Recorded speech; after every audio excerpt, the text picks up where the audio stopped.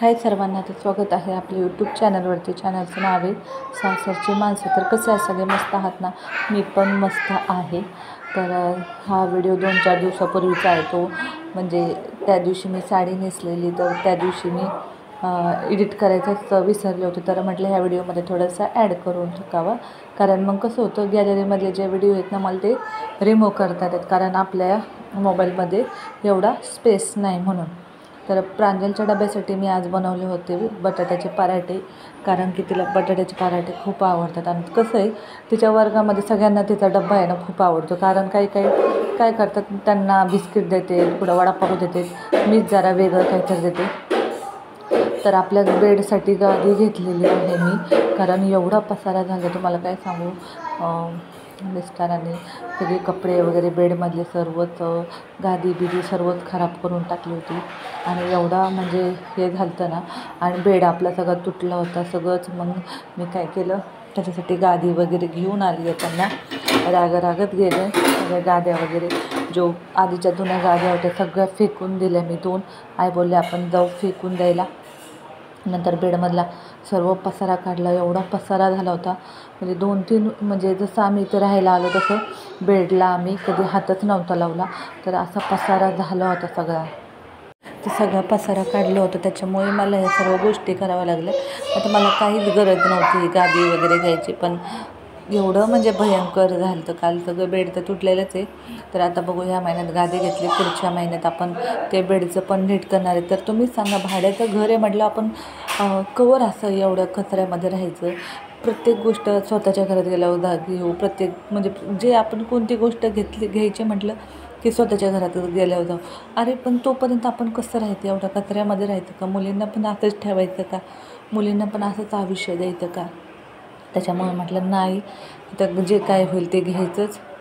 आता एवढं तुटलं आहे तरी मुली त्याच्यावरच झोपत होत्या, तरी म्हणजे ते तुटलेलं बेड कधीच दिसलं नाही. म्हणजे घरच्यांचा विचारच असेच ना, की नाही जे घ्यायचे ते. आता भाड्याच्या घरात आहे तरी आपल्याला भाड्याच्या घरात एखादी गोष्ट तरी घ्यायची म्हटले तरी विचारून घ्यावं लागते. काय घ्यायचं म्हटलं तरी ते सगळं. आणि हे कसं, मी स्वतः नाही सर्व करायचं, नाही काही करायचं, ते फक्त त्यांना दुकानात घेऊन जायचं. आपण स्वतः नाही, मनाने कोणतंच काम नसतं करायचं. पण ह्यावेळेस मी सगळं राग करून टाकलं. म्हटलं जे होईल ते माझ्या मुलींसाठी. एवढ्या मुली म्हणजे एवढ्या कचऱ्यात झोपत होत्या. आणि कसं आहे, हे बेड साफ करायला ना मला एक माणूसच लागतो, एकटीचं काम नाही, कारण ते पकडायला धरायला आहे ना. त्याच्यामुळं आई बोलल्या तू सगळं साफ कर, मी धरते. आणि हे म्हणजे हे पण काम करायला त्याची पण परमिशन नसते. आज नको, उद्या नको, परवा करू, तेरवा करू. ते तेरवा परवा करता ते काम तसंच राहिलं. आणि एवढ्या कचऱ्यात मुली झोपत होत्या. म्हटलं नाही, आता आपण आपल्या मुलींसाठी तरी हे करायचं. मग त्याच्यामुळे मी काय केलं, गाद्या आणल्या आणि ते बेड तुटलेले थोडंसं याच्यासोबत ना, त्यांना म्हटलं थोडासा हे तसला कापूस पण द्या म्हटलं. त्यांनी ते मला फ्रीमध्ये दिलं होतं, ते बॉक्ससारखं कापूस, कारण त्या पट्ट्या तुटल्या होत्या. तर म्हटलं तेवढं ते कवर होऊन जाईल म्हटलं. आणि ते कवर झालं आणि एकदम परफेक्ट पण बसलं. तर आई म्हटलं त्याच्यामध्ये थोड्याशा उशी बिशी किंवा हे टाक. गथुडे बांधले होते, जे प्रेशाच्या कपड्याचे गथुडे आहेत, तर ते बांधले होते. आणि ते त्याच्यामध्ये बरोबर त्या पट्ट्यांच्या लेवलने केलं. आणि त्याच्यावरती ज्या गाद्या आणल्या होत्या त्या बसवून दिल्या, त्या टाकल्या. आणि गाद्या कसं, एक गादी मला 500 रुपयाला पडली, तर 2 गाद्या घेतल्या होत्या. आणि त्याच्या आधी नंतर मग बेडशीट वगैरे टाकलं आधी, कारण गाद्या खराब होऊ नये म्हणून. तर ह्या सर्व गोष्टी केल्या मी. तर अजून थोडंसं काही ना काही थोडंसं कमी पडत होतं, तर अजून मी त्याच्यामध्ये बॉक्समध्ये त्या कप्प्यामध्ये टाकण्याचा प्रयत्न करत होते. आणि एवढा भयंकर पसारा निघाला, खरंच वाटलं नव्हतं, लई पसारा निघाला. आणि त्या पसाऱ्याच्या वरती पोरी झोपत होत्या. खरंच याच्यापेक्षा वाईट काहीच नव्हतं माझ्यासाठी. मी करणार, पण कसं असतं, मला एकटीचं काम नव्हतं, त्याला दोघं लागतात करायला. आणि आज नाही उद्या म्हणता त्याला 2 वर्ष मिटली. आणि म्हटलं मग आई बोलल्या चला आपण करूया. आणि सर्व झालं. तर ह्या गाद्या अशा बसवल्या. आणि या गाद्या एकदम सॉफ्ट आहे, एकदम छान आहे, आणि एकदम आराम की साथ आहे, एकदम भारी वाटतं झोपल्यावरती.